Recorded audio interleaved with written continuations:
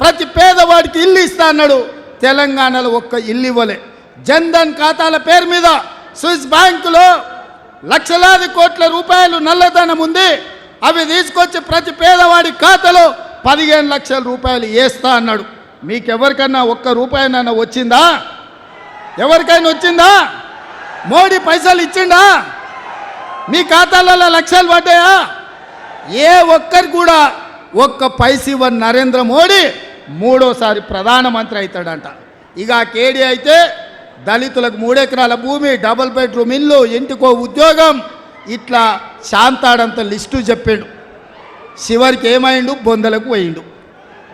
వాళ్ళు 10 ఏళ్ళ గాడిదలను కాసి ఇవాళ 100 రోజుల్లో మనం 6 గ్యారంటీలలో 5 అమలు చేసినాం సోదరులారా. అప్పుడే రేవంత్ రెడ్డి గ్యారంటీలు అమలు చేస్తలేడు. ఇక దిగిపో అంటుండు. దిగిపోనికి ఏమన్నా అల్లాటప్పగా వచ్చినాం అనుకుంటున్నావా?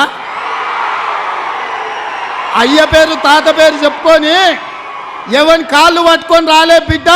నీలాకటోళ్ళని తొక్కుకుంటా వచ్చి ఆ కుర్చీలో కాంగ్రెస్ పార్టీ కార్యకర్తలు కూర్చోబెడితే కూర్చున్నాం.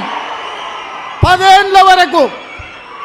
ఏళ్ళ వరకు నేను చెప్తున్నా, మానుకోట గడ్డ మీద నుంచి కల్వకుంట చంద్రశేఖరరావు గుర్తుపెట్టుకో.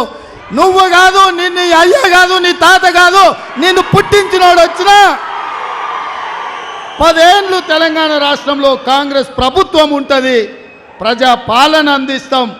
ప్రతి పేదవాడికి ఇచ్చిన మాట ప్రకారం ఇందిరమ్మ ఇండ్లు ఇస్తాం.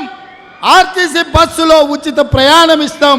రాజీవ్ గాంధీ ఆరోగ్యశ్రీలో 10 లక్షలు ఇస్తాం. ఇంటింటికి 200 యూనిట్లు ఉచిత కరెంట్ ఇస్తాం.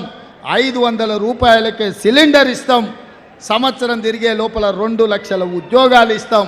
బీసీ జనాభా లెక్కలు కట్టి వాళ్ళ జనాభా ఎంతుందో వాళ్లకు నిధులు ఇస్తాం. ఇవన్నీ పనులు చేసే బాధ్యత మాది. ఇదే కాదు మీడియా మిత్రులారా, 100 రోజుల్లో మీకు తెలుసు అధికారం చేపట్టిన 48 గంటల్లో ఆడబిడ్డలకు ఆర్టీసీలో ఉచిత ప్రయాణం ఇచ్చినాం. ఇవాళకి 35 కోట్ల మంది ఆడబిడ్డలు అమ్మగారింటికి, అత్తగారింటికి నచ్చిన దేవుణ్ణి మొక్కుకోనికే గుళ్ళు గోపురాలకు పోయొచ్చింది. 10 లక్షల రూపాయల రాజీవ్ ఆరోగ్యశ్రీ పథకం ద్వారా కార్పొరేట్ హాస్పిటళ్లలో వైద్యాన్ని పేదలకు అందించినాం. ఆడబిడ్డలకు మాట ఇచ్చినట్టు కట్టెలపై కష్టాలు తీరవాలని 4 నూర్లున్న సిలిండర్ను నరేంద్ర మోడీ 12 నూర్లు చేస్తే 500కే ఇస్తామని ఇవాళ ఆడబిడ్డలకు 500 రూపాయలకే సిలిండర్ ఇచ్చినాం.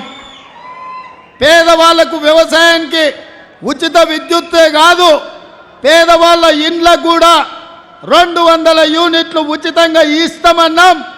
ఇచ్చి బరాబరు చూపించినాం. ఇవాళ పేదవాడి ఇంటికి 0 బిల్లులు ఇస్తున్నాం.